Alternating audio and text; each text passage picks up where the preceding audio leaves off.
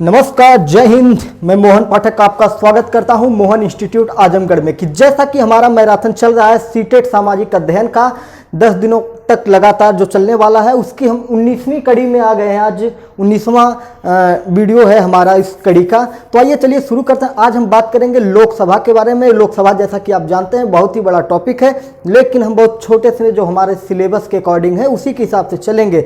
अगर आप ये सोच रहे हैं कि जो जूनियर की भर्ती आ रही है उत्तर प्रदेश में, उसके लिए आप इसको पढ़ के कामयाब हो जाएंगे, तो बिल्कुल नहीं। आपको उसके लिए एक बृहद सिलेबस से पढ़ना पड़ेगा। उसके लिए लोकसभा का आपका कम से कम 1 घंटे का लेक्चर होगा, तब जाके आपका क्लियर होगा। ये लोकसभा सिर्फ और सिर्फ सीटेट जूनियर और यूपी टेट जूनियर में भी इससे ज़्यादा कहीं ज़्यादा पूछा जाएगा। मैं सिर्फ सीटेट के लेवल का पढ़ा रहा हूँ।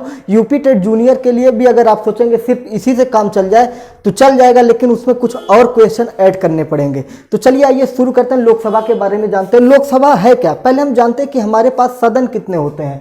हम बात करते हैं कि भारत की संसद के 3 महत्वपूर्ण अंग हैं। भारत की संसद के 3 महत्वपूर्ण अंग है। कौन कौन सा है? एक राष्ट्रपति होता है, एक लोकसभा होता है, एक राज्यसभा होता है। भारत की संसद के लिए 3 महत्वपूर्ण अंग हैं, राष्ट्रपति, लोकसभा और राज्यसभा। अब बात करते हैं सदन के बारे में। भारत संसद के 2 सदनों में विभाजित है। भारत में कितने सदन है? तो 2 सदन है। पहला है आपका लोकसभा, दूसरा है आपका राज्यसभा। अब लोकसभा और राज्यसभा की बात करते हैं तो लोकसभा आज हम अभी पढ़ रहे हैं, फिर राज्यसभा को अलग टॉपिक में पढ़ेंगे। तो राज्यसभा की बात को हम यहीं पे छोड़ के लोकसभा की तरफ बढ़ते हैं। लोकसभा क्या है? आपका निम्न सदन है और इसे प्रथम सदन भी कहा जाता है। लोकसभा जो है आपका निम्न सदन है और इसे प्रथम सदन भी कहा जाता है। ठीक है, तो ये आप इसको ध्यान में रखिएगा, ये बहुत ही महत्वपूर्ण है।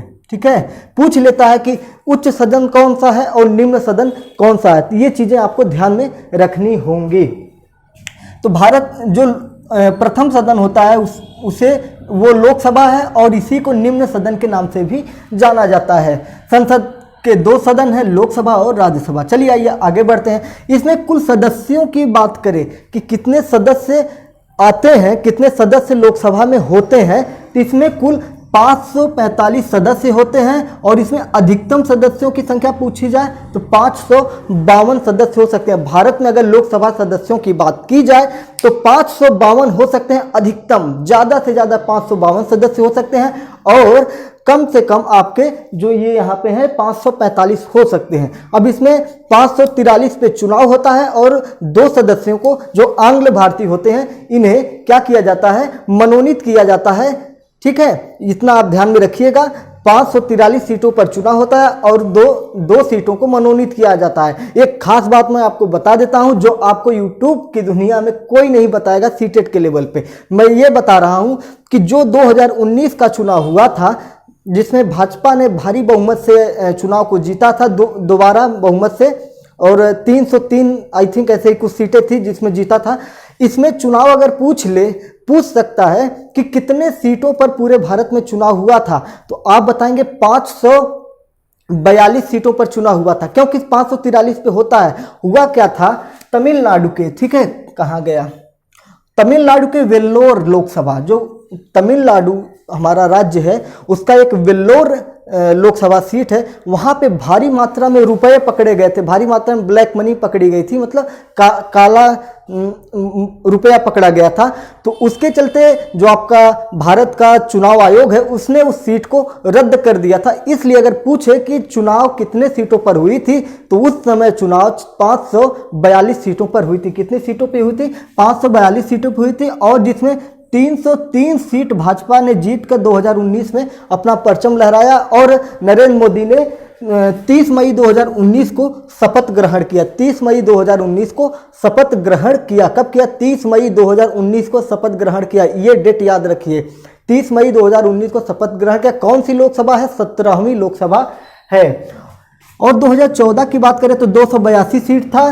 2014 में 282 सीट थी और 2019 में 303 सीट हो गई थी। भारी बहुमत के साथ सरकार बनी थी।